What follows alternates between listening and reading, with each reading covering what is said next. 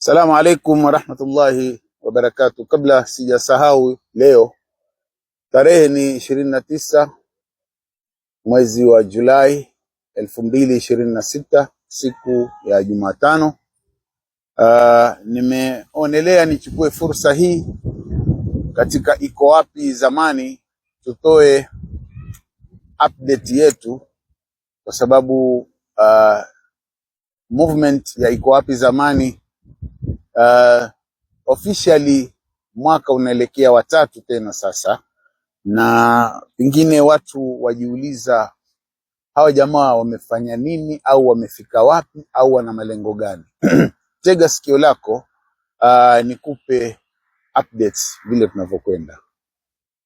Imani yetu kubwa kwanza ni kwa Mwenyezi Mungu Subhanahu wa Ta'ala, kwa azma ambayo tulioinuilia kuitekeleza ya kuhuisha umma wetu na kurudisha katika zile zama zilizokuwa bora kwetu sisi, kwa sababu wazee wetu walikuwa katika daraja nzuri sana, daraja ya kusifika, daraja kubwa ya mpira, na leo hii sisi tumekuwa ni wanyonge, tumekuwa ni wadhalilifu na ni kama tuliotupwa. Lakini mategemezi yetu ni kwa yule ambaye aliwajalia wale umma wa kwanza wetu ukapata daraja nzuri na hadhi nzuri. Sisi vile vile tunamtarajia yeye inshallah aturudishe. Lakini suala ni je, Mwenyezi Mungu atakusaidia ikiwa wewe mwenyewe nawe hufanyi juhudi zozote? Jawabu iko kwako wewe mwenyewe. Iko Wapi Zamani, malengo yetu sisi yanabakia kuwa ni yale yale, ingawa watu wengi hutarajia kwamba wakianza jambo basi wanakwenda juu chini, usiku na mchana, ili waone matunda yao. Hawajali wao ikiwa watadhulumu, hawajali wao ikiwa watatumia mbinu za ghushi, hawajali wao ikiwa watakuwa ni watu ambao kazi yao ni kuzua balaa, utesi, matusi, bora wao wapate lile lengo. Sisi hatuko katika mfumo huo. Sisi tumejiwekea mfumo, na maadamu tumeweka ruwaza njema kwa jamii yetu ya kufaulu, basi sisi matarajio yetu hata Mwenyezi Mungu akatutukua sisi mbele ya haki tulioanzisha, lakini iko siku watu watakuja kunufaika na mbegu njema tulioipanda. Msingi wa Iko Wapi Zamani, tumesema zamani na tunarudia tena, ni kujitegemea. Kujitegemea kwa maana ya kwamba ulimwengu sasa watu wote wanalia, hali zimekuwa ngumu, hasa kiuchumi, kifedha. Kwa hivyo sisi tunasema hali yetu si matajiri, hali yetu tunang'ang'ana, tuna struggle, lakini twajua maadamu tunafanya jambo kwa ikhlas, kwa ajili ya Mwenyezi Mungu, si kwa ajili ya kupigania vyeo, si kwa ajili ya kukipata kitu bila ya kujali ni njia za halali au ni za haramu, sisi hili tumeliondoa kabisa. Sisi tunamtegemea Mwenyezi Mungu, na iko siku watu watakuja kupata manufaa haya. Tukisema kujitegemea ni kwamba tulianzisha mfumo hapa kwamba watu watoe michango yao ya wanachama. Hii michango ndio itakayo kutufanya sisi tuweze kudumu na tuweze kutekeleza mambo yetu hata kwa njia ya upole na utaratibu. Tukasema kwamba watu wenye kutoa shilingi 10,000, huyo tutampa gold member, na watakaofuata ni silver member ambao watakaotoa 5,000, na tukasema 1,000 ni kwa bronze members. Kwa hivyo ikiwa utatoa mchango wako huo, wewe utakuwa umejisajili kama mwanachama wa Iko Wapi Zamani. Kisha juu ya hii tuwe tunatoa shilingi 200 kila mwezi. Wengi waliojisajili wakatoa hizi 200 kwa mwaka mzima, yani anangojea mwaka mwingine uje atoe tena 200. 200 ni pesa ambayo tunasema kwamba hata mtu mlala hoi anaweza kujitafutia 200 achangie kiasi awezacho. Na si hivyo tu, bali mwenye uwezo mkubwa, yule ambaye Mwenyezi Mungu amempa fadhila zake za mali, anaweza kudhamini watu 2 watatu kwa hizi 200 akawatolea za mwaka mzima. Sisi tukiwa tutakuwa na matarajio kama haya ya kuweka malengo yetu mbele kwa kujitegemea, basi sisi tutasonga mbele. Na hata kama tutasema tutafuta wadhamini, yule mdhamini atakuangalia wewe, target yako hii ulioiweka, una lipi ambalo wajisukuma nalo wewe mwenyewe. Akikuona una juhudi kiasi fulani, basi Mwenyezi Mungu ndio atakayemtia yeye yule imani, ili na yeye aweze kudhamini lile jambo mnalolisimamia. Tunajua kwamba tunayoyasimamia sisi mwanzo ni vijana wetu, kuinua talanta zao na kuzilinda zisipotee, kwa sababu kijana kama hatambuliki, juhudi anafanya, hakuna anayemwangalia, atawachana na haya mambo, kama wengi walivyoachana na mambo ya mipira, kisha wakaingilia starehe, wakaingilia, na wengine si starehe tu, bali wanaangalia maisha, kwa sababu hakuna anayemtambua na juhudi anazozifanya. Kwa hivyo vijana ni lengo letu kubwa katika msimamo huu wa Iko Wapi Zamani. Pili, wazee wetu ambao wengi wamekufa wakiwa katika hali mbaya ya kimaisha, hakuna anayewatambua.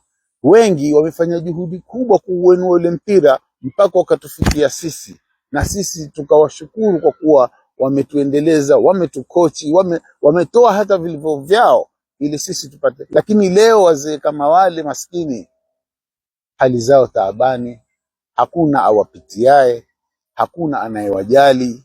Kwa hivyo Iko Wapi Zamani tusaidia sisi kadiri ya uwezo wetu, hata kama ni mdogo, hata kama kwenda kumtembelea tu mtu kama aliyekuwa ni refari mfano au mchezaji wa zamani, leo taabani, ang'ang'ana, yuko apanda hospitali, akishuka peke yake hakuna amuulizae.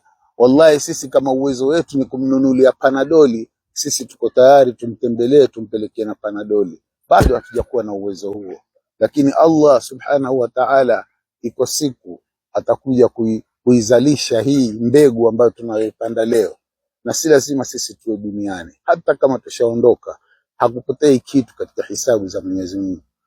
Enyi wenye nazo, enyi ambao Mwenyezi Mungu aliwapa fadhila ya mali, tumieni mali zenu kwa njia ya busara. Watoto wenu wasiangamie, maskini wenu wasidhalilike, wagonjwa wenu wasiwe wanyonge mpaka wanaondoka duniani hali ya unyonge. Mlichopawa ni amana na Mwenyezi Mungu atakuja kuwauliza amana hiyo. Iko Wapi Zamani leo tunaanza kujulikana, tunaanza kupewa uwalishi hapa na pale, hususan huu wakati tulionao. Wakati tulionao ni upi? Ni wakati wa watu kuingia katika mambo ya kura na siasa. Tumejiwekea misingi yetu sisi tuwe waangalifu na wanasiasa, kwamba huu mujtama ikiwa tutataka kuupeleka kwa njia nzuri, njia ya sawa, basi tuwe macho sana, tusiingie kwenye mfumo wa siasa na kujiunga na vyama, kwa sababu tukiingia hapo basi tutakuwa ni wenye kugawanyikana, wenye kuvunjiana heshima, kutukanana, na hatutafikia malengo ambayo sisi tuliyopanga. Lakini lau mwanasiasa akitujia sisi kwa lengo la kwamba anasaidia, mengine yake ni yeye na Mola wake, lakini nawasaidia Iko Wapi Zamani mufikie malengo yenu, natoa mchango wangu mimi, sisi hatuwezi kuwa tutaukataa mchango kama ule. Amekuja kwetu sisi kwa misingi ya yale tuliyoyasimamia ya mpira, sisi tutashirikiana na yeye kadiri ya vile alivyokuja na nia yake. wakaja wawili wanaopingana, wallahi sisi hatutachukua upande, tumfuate huyu tusimfuate huyu. Huyu atuletee lile litakalotupeleka sisi mbele, na huyu vile vile atuletee litakalotupeleka sisi mbele. La msingi sisi tukija katika siasa, tunawahimiza watu kwamba siasa ni kampeni, ni kitu muhimu sana katika mujtamaa wetu. Hatuwezi kuwapuza wanasiasa, bimaana ya kwamba kura lazima tupige kura zetu, tena tuwe waangalifu nani tunayempa kura yetu. Kila mmoja ana masikio, kila mmoja ana macho yake, tunawaona wanavyofanya kampeni, waliotawala tunawaona wanavyotawala, wanaokuja na ahadi tuzijua ahadi zao. Tuweni waangalifu, tuchagueni viongozi bora. Sisi hatuingii katikati ya wanasiasa tukambagua huyu tukamuondoa huyu, lakini na mwanasiasa tuamwambia kabisa katika kanda hii, ukija kwetu sisi bwana, kwa hisani yako, uje kwa nia yako na roho yako safi ya kusaidia iko wapi zamani na malengo yake. Kampeni yako ni wewe mwenyewe, na kila mmoja hapa anafuatilia mambo ya kampeni huku na kule, lakini hii platform ya iko wapi zamani si ya kampeni ya mtu fulani, wala mtu asijinaki kwamba mimi kura zangu hawa ndio watakoni. La, sisi twajaribu kuepuka vitu vya malumbano baina yetu. Moja katika sababu kubwa ni kwamba kwa nini umma wetu umeporomoka kimpira, ni kwa sababu ukifuatilia historia yetu kulikuwa na karibu kila mwaka watu wanagombana, wanalumbana. Kila mwaka unasikia kuna vyama viwili, vyama vitatu, vyama viwili, vyama vitatu. Tukadidimia mpaka tukawa hatutajiki. Kwa hivyo sisi twajiondoa twajinasua katika mfumo huu wa kugombana na kubaguana sisi kwa sisi. Sisi tunatakiwa sote tukae pamoja.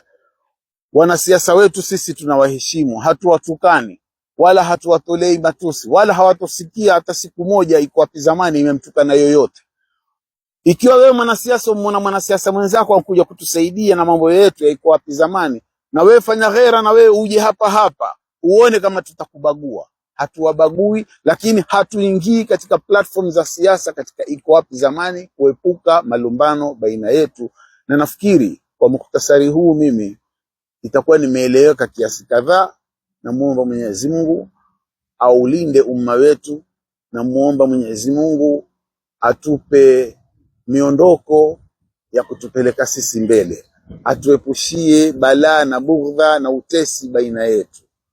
Sisi usikubali kusikia maneno ya fitna kwamba sisi tumtukana huyu au la, hatumo katika mfumo huo kabisa. Sisi bwana, wallahi tushachoka.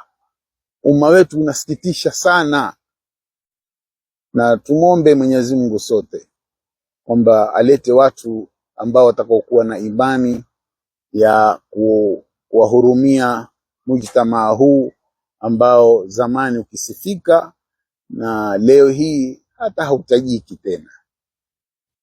Kwa hivyo tunasema kwa haya machache, Mwenyezi Mungu awabariki nyote. Wassalamu alaikum warahmatullahi wabarakatuh.